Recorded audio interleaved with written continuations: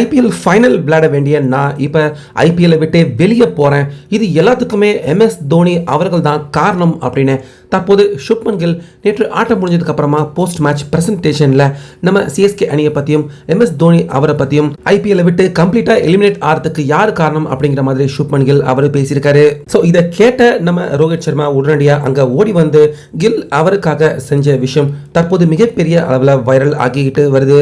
அந்த வகையில் இந்த எலிமினேட்டர் 1 மேட்ச்ல ஃபர்ஸ்ட் பேட்டிங் பண்ண மும்பை இந்தியன்ஸ் அணி 228 ரன் எடுத்துட்டாங்க. முக்கியமா ரோஹித் சர்மா அவர் அடிச்சு கொடுத்த 81 ரன், அது கேட்டது போலவே குஜராத் அணி பக்கம் 2 கேட்ச்களை டிராப் பண்ணாங்க ரோஹித் சர்மா அவருக்கு எதிராக. அதுக்கு ஒரு சரியான ஒரு பதிலடியாக 81 ரன் ரோஹித் சர்மா அவர் எடுக்க 200 ரன்னுக்கு மேல எடுத்துட்டா கண்டிப்பா மும்பை இந்தியன்ஸ் அணி கடைசியா விளையாண்ட 17 ஆட்டங்கள் அவங்க தோல்வி அடைஞ்சதே கிடையாது. அதே ரிசல்ட் தான் இந்த மேட்ச்லயும் நடந்திருக்கு.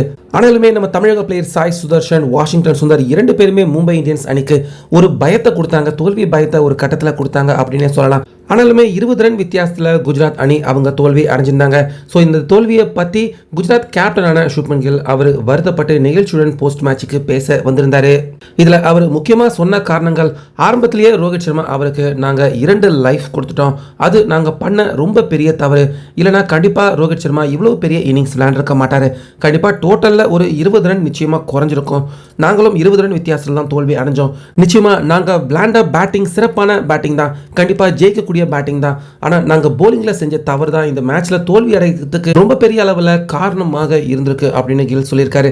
அதே போல நாங்கள் லீக் மேட்ச்ல கடைசி ஆட்டம் இதே மாதிரி 200க்கும் அதிகமான ரன் சிஎஸ்கே அணி எங்களுக்கு வெற்றியின் டார்கெட்டாக நிர்ணயிச்சிருந்தாங்க. அந்த ஆட்டம் நாங்கள் தோல்வி அடைஞ்சது மிகப்பெரிய ஒரு பாதிப்பாக தான் எங்களை பொறுத்த வரைக்கும் பார்க்கப்படுது. ஏன்னா சிஎஸ்கே அணி அவங்க 10வது இடத்துல இருக்காங்க, நாங்கள் 1வது இடத்துல இருந்தோம். ஆனாலுமே அதனால இந்த மேட்சை ஈஸியாக ஜெயிச்சிடலாம் அப்படிங்கிற நம்பிக்கையோடு தான் நாங்கள் கிளம்பி இறங்கினோம். ஆனால் சிஎஸ்கே அணி அவ்வளோ பெரிய ஹியூஜ் ஸ்கோரை எங்களுக்கு எதிராக டார்கெட் பண்ணி அவங்க ஜெயிச்சிட்டாங்க. ஆனாலுமே அவங்களுக்கு பயனளிக்காம போன அந்த வெற்றி எங்களுடைய இந்த வெற்றி பயணத்தை, கப்பு வாங்குற பயணத்தை தற்போது முடிவுக்கு கொண்டு வந்திருக்கு. அந்த ஆட்டம் சிஎஸ்கே அணி அவங்க இந்த தொடரில் வழக்கமாக அவங்க தோல்வி அடைஞ்சிக்கிட்டு வந்த மாதிரியான ஆட்டத்தை விளையாண்டுருந்தா நிச்சயமா இனியாரும் நாங்கள் ஃபைனல்ஸ்க்கு உள்ள போயிருப்போம். ஃபைனல் ஆட வேண்டிய டீம் நாங்கள். எங்களுக்கு இப்படிப்பட்ட ஒரு நிலைமை வரத்துக்கு சிஎஸ்கே அணி கடைசி லீக் மேட்ச் எங்களுக்கு எதிராக விளையாண்ட ஆட்டம், அந்த ஆட்டமும் இப்போ நாங்கள் எலிமினேட் ஆகிறதுக்கு நிச்சயமா ஒரு வகையில் சின்ன காரணம் அப்படிங்கிற மாதிரி கில் வருத்தப்பட்டு பேசியிருந்தாரு. ஸோ இது கேட்ட ரோஹித் சர்மா ஏன்னா அடுத்தது நம்ம இந்தியன் டீமுக்கு கேப்டன் பண்ணுறதுக்காக போறாரு கில். கடைசியாக இந்த நேரத்தில் எலிமினேட்டர் 1ல இப்படி மோசமாக அவர் அவுட் ஆகி வெளியேறது கண்டிப்பாக இந்தியன் டீமுக்கு நல்லதில்லை அப்படின்னு நம்ம ரோஹித் சர்மா அவர் தெளிவாக உணர்ந்திருக்காரு. அதனால கில் அவர் அந்த ஸ்பீச்சை முடிச்சதுக்கு அப்புறமா நேரடியாக ரோஹித் சர்மா கில் அவர்கிட்ட வந்து அவரை கட்டிப்பிடிச்சு அவருக்கு தட்டி கொடுத்து அவர் மிகப்பெரிய அளவில் ஆறுதல் அடைகிற மாதிரியான நிறைய வார்த்தைகள் ஒரு சில நிமிஷம் ரோஹித் சர்மா கில் 2 பேருமே கூட உட்காந்து அங்கே ரொம்ப நேரமாக பேசிக்கிட்டே இருந்தாங்க.